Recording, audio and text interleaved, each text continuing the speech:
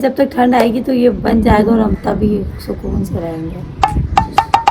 लौट के बुद्धू घर को आए। आखिर सबा ने ससुराल वालों के लिए इतनी बड़ी बात क्यों कही कि बहरिया टाउन जाकर सुकून से रहूंगी। क्या इस वक्त सबा सुकून से नहीं है? माज ने भी कहा कि ऐसा लगता है कि तुम अभी सुकून से नहीं रह रही, मौज मस्ती करती हो, खाती हो, पीती हो, लेकिन इसके बावजूद सबा ने आखिर ऐसी बात क्यों कही। बकरा ईद पर बोटियां अलग अलग तरीके से पकाने के बाद लगता है माज के पास कंटेंट ख़त्म हो गया है और अब दोबारा से बहरिया टाउन वापस पहुंच गए हैं। इतनी बुराइयां, इतने मसले बताने के बाद आखिर क्या वजह है कि माज ने ऐसा कंटेंट दिखाया और मतलब इतने साल से आप इतना पैसा कमा रहे हैं और आखिर आपने इतना छोटा सा घर लेकर ही इतना दूर रहना था, तो फिर वहाँ से इतना अच्छा घर छोड़ के वापस इधर क्यों आए थे?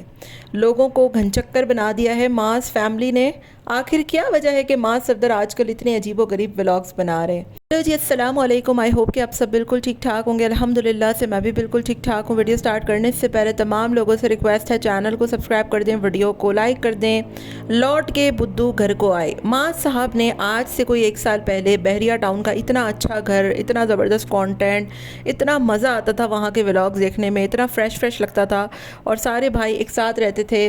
तो वो घर छोड़कर वहाँ दूर बहुत है और वहाँ पर पेट्रोल बहुत लगता है, वहाँ से हमारा सफ़र बहुत है, हम तो काम बहुत करते हैं ना, हमारे सारे भाइयों के बड़े बड़े बिज़नेस चल रहे हैं और हम तो घर के बाहर ही होते हैं सारा वक्त। तो हमारे तो बहुत जो है वो चक्कर लग जाते थे शहर के।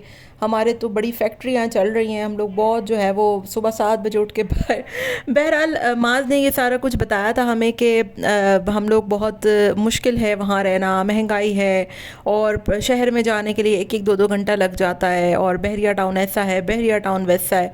बहुत बहरिया टाउन की बुराइयां करके मास गए थे और फिर वहाँ के जो एजेंट्स थे उन्होंने भी मास पे बहुत तनकीद की थी, कहा था कि ऐसा कुछ भी नहीं है जो आप बता रहे हैं, बहुत पुरसुकून जो है वो सोसाइटी है और बहुत वेल मैनेज्ड है।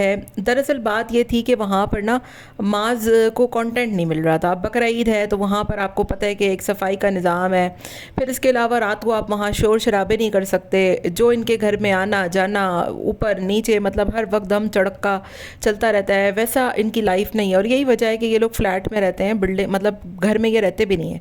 जितने बड़े बड़े व्लॉगर्स आप देख लें, इकरा कंवल का माशाल्लाह अपना बड़ा घर है, डकी का देख लें आप, अभी उसने नया घर ख़रीदा है, रजब का देख लें नया घर बना रहा है कनाल का।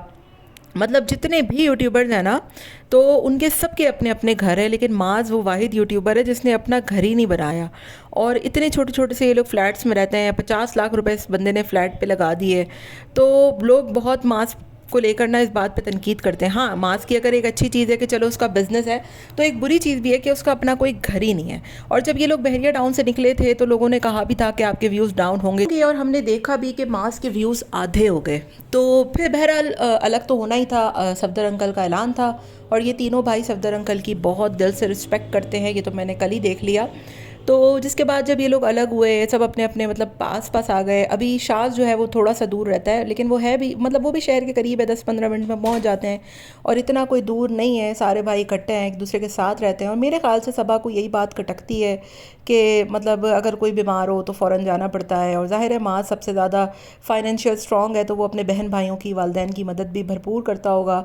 शायद इसी वजह से सबा ने टॉन्ट मारा कि मतलब सुकून से मैं वहाँ रहूँगी, आना जाना नहीं होगा और मतलब कोई घर में बार बार जो है वो इधर जाना है, उधर जाना है, वो आ रहा है, ये आ रहा है, इसकी मदद उसकी मदद, ऐसे नहीं होगा। शायद इसी वजह से उसने टॉन्ट मारा। लेकिन अगर देखा जाए तो ये जो इनका बहरिया टाउन का फ्लैट है वो बहुत इंतहा का कोई छोटा है। उसमें मतलब बच्चों के साथ फिर नौकर भी इनके साथ हैं, फिर इनके माँ बाप भी आ जाते हैं रुकने। तो ऐसी फैमिली तो कोई रह ही नहीं सकती। इस तो इतने से घर में बेवकूफ़ाना फ़ैसला करना कि इतना आप टाइलें तोड़ रहे हैं, उसको पूरा खोद रहे हैं। ज़ाहिर है इंटीरियर डिज़ाइनर तो आपसे कहेगा कि भाई आप दीवारें भी तुड़वा लें, तो आप क्या तुड़वा लेंगे? बेहतरीन इसका हल ये है कि या तो आप इसको सेल आउट करें, शहर के अंदर कोई बीचों बीच अच्छा बड़ा बैंगलो लें जहाँ पर आपके बहन भाई भी आकर रहें, आपके वालदैन भी आकर रहें और मज़े से आप रहें, सबा के घर वाले भी आकर रहें, उसकी बहनें आकर रहें। ज़ाहिर है उनका भी हक़ होता है। तो ये बिल्कुल बेवकूफ़ाना फ़ैसला है कि इस फ्लैट को आप इतना उस पर खर्चा करें या फिर उसको रेंट आउट कर दें, जैसी हालत है उसकी सेम वैसी हालत में।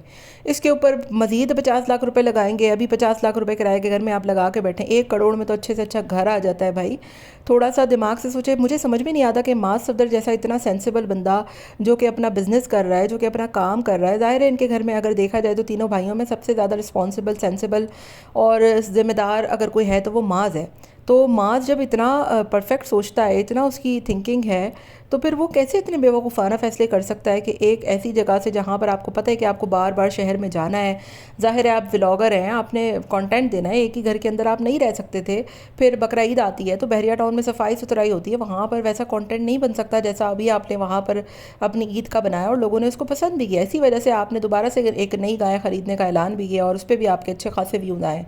तो अगर आपने व्लॉगिंग करियर रखना है और उसको जारी रखना है तो ये आपको सोचना चाहिए कि आप ये फालतू फैसला कर रहे हैं और फालतू का लोगों को कंटेंट दे रहे हैं। बहरिया टाउन में इतना मुर्गी के दरबे जितने घर को बनवा कर उस पर इतना पैसा गर्क करके, बजाय इसके कि आप उसको सेल आउट करके शहर के बीचों बीच कोई अच्छा बड़ा बेंगलो लें और अपने घर का कंटेंट बनाएं कि यार हम नया घर खरीद रहे हैं। ये कि आप वही घिसा पिटा पुराना फ्लैट जो कि हम 50 मरतबा देख चुके हैं, आप उसी को दिखा रहे हैं। यहाँ पर यूट्यूबर्स इतने बड़े बड़े घर बना रहे हैं, रजबट का एक केनाल का घर बन रहा है, डकी ने अभी क्या ज़बरदस्त घर खरीदा है।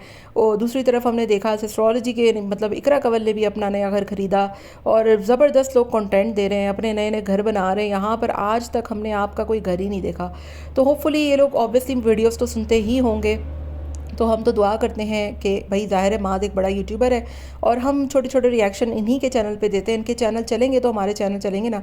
तो हम तो दुआ करते हैं कि माज अपना नया घर बनाए, नया कंटेंट बनाए उस पर और लोग उसको पसंद करें। और अगर रही बात सबा की, तो मैं आपको एक बात बता दूं कि सबा बहुत जॉली किस्म की खातून है, मतलब लड़की है, जो भी आप इसको कह लें। वो इसी तरीके के मजाक करती हैं और सिर्फ माज के सामने नहीं, अपने मतलब जो फादर इन लॉ हैं सफदर अंकल और जो उनकी सास हैं उनके सामने भी करती है, क्योंकि ज़ाहिर है वो उनको अपने पेरेंट्स जैसा ही समझती है और पेरेंट्स ही हैं वो। तो हमें देखना चाहिए कि अगर कोई अच्छी चीज़ है सबा में, लोगों को बड़ी तनकीद होती है भाई सबा पे क्यों तारीफ़ कर रही हैं। तो सबा अपने पेरेंट्स की से ज़्यादा जो है वो अपने इन लॉज की तारीफ़ करती है और ये बहुत अच्छी बात है। मुझे तो ये चीज़ उसकी बहुत अच्छी लगती है। बाकी आपका क्या ख्याल है कमेंट में आपने मुझे अपनी राय का इज़हार ज़रूर देना है।